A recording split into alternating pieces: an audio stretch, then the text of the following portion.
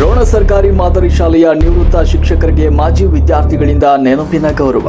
ಗದಗ ಜಿಲ್ಲೆಯ ರೋಣ ಪಟ್ಟಣದ ಎಸ್ಆರ್ ಪಾಟೀಲ್ ಬಾಲಕರ ಸರ್ಕಾರಿ ಮಾದರಿ ಕೇಂದ್ರ ಶಾಲೆಯ 2017-18ನೇ ಸಾಲಿನ 7ನೇ ತರಗತಿಯ ಮಾಜಿ ವಿದ್ಯಾರ್ಥಿಗಳು ತಮಗೆ ಜ್ಞಾನಧಾರೆ ಎರೆದ ನಿವೃತ್ತ ಶಿಕ್ಷಕರಿಗಾಗಿ ಇತ್ತೀಚೆಗೆ ವಿಶೇಷ ಸನ್ಮಾನ ಸಮಾರಂಭವನ್ನು ಹಮ್ಮಿಕೊಂಡು ಗುರುವಂದನೆ ಸಲ್ಲಿಸಿದರು. ಕಾರ್ಯಕ್ರಮದಲ್ಲಿ ಆರಂಭದಲ್ಲಿ ಉಪಸ್ಥಿತರಿದ್ದ ನಿವೃತ್ತ ಶಿಕ್ಷಕರು ಗಿಡಕ್ಕೆ ನೀರೆರೆಯುವ ಮೂಲಕ ಅರ್ಥಪೂರ್ಣವಾಗಿ ಉದ್ಘಾಟನೆ ನೆರವೇರಿಸಿದರು. ನಂತರ ಶಾಲೆಯ ನಿವೃತ್ತ ಶಿಕ್ಷಕರಾದ BP Attigeri, GS Neelagar, SH Neelagar, LD Kale, NV Naduvinamani, SM Somannavar, PD Patil, KS Barakere, SY Kurahatti ಹಾಗೂ ವಿಬಿ ಕುದುರೆ ಅವರನ್ನು ಆತ್ಮೀಯವಾಗಿ ಸನ್ಮಾನಿಸಿ ಕೃತಜ್ಞತೆ ಸಲ್ಲಿಸಲಾಯಿತು.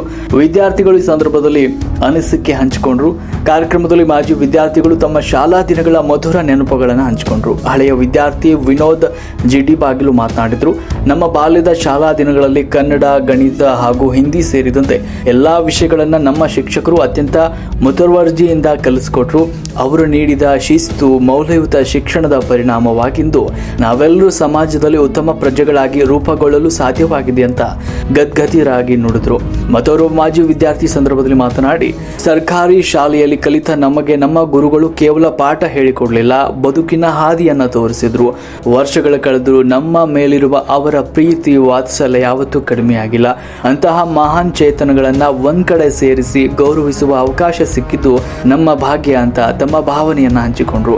ಇನ್ನು ಸನ್ಮಾನ ಸ್ವೀಕರಿಸಿ ಮಾತನಾಡಿದ ನಿವೃತ್ತ ಶಿಕ್ಷಕರು, ವಿದ್ಯಾರ್ಥಿಗಳು ತೋರಿದ ಈ ಪ್ರೀತಿ, ಗೌರವ ಹಾಗೂ ಕೃತಜ್ಞತಾ ಭಾವನೆಯನ್ನ ಕಂಡು ಭಾವುಕರಾಗಿ ಮಾಜಿ ವಿದ್ಯಾರ್ಥಿಗಳ ಉಜ್ವಲ ಭವಿಷ್ಯಕ್ಕಾಗಿ ಶುಭವನ್ನ ಹಾರೈಸಿದ್ರು. ಈ ವಿಶೇಷ ಗೌರವ ಸಮಾರಂಭದಲ್ಲಿ ಮಾಜಿ ವಿದ್ಯಾರ್ಥಿಗಳಾದ ಸಲೀಂ ಇದ್ದಲಿ, ನಾಗರಾಜ್ ಪೂಜಾರ್, ಸಾಗರ್ ಬಡಗೇರ್, ಮಂಜುನಾಥ್ ಐಹೊಳೆ, ಗೋವಿಂದ್ ಪೂಜಾರ್, ಮೈಲಾರಪ್ಪ ಕೋರವಾರ್, ಮಲ್ಲಪ್ಪ ಹಿರೇಮನಿ, ಪರಶುರಾಮ್ ಹಲ್ಗಿ, ರವಿ ಜಡಿ, ಮಣಿಕಂಠ ಬಡಗೇರ್, ಅಭಿಷೇಕ್ ಲಾಟಿ ಸೇರಿದಂತೆ ಅನೇಕ ಹಳೆ ವಿದ್ಯಾರ್ಥಿಗಳು ಭಾಗವಹಿಸಿ ಕಾರ್ಯಕ್ರಮವನ್ನು ಯಶಸ್ವಿಗೊಳಿಸಿದರು.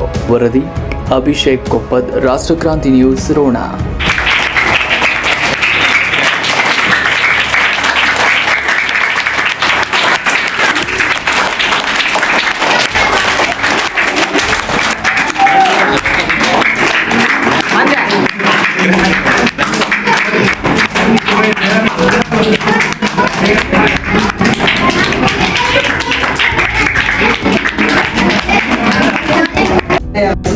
ತಂದೆ ತಾಯಿಗೆ ಮಿಗಿಲಾದವರು ಗುರುವಾಗಿ ಮತ್ತು ನಿವೃತ್ತಿ ಸನ್ಮಾನ ಮತ್ತು ಸವಿನೆನಪಿನ ಕಾಣಿಕೆಯನ್ನು ವಿತರಿಸುವಂತಹ ಸಂದರ್ಭ.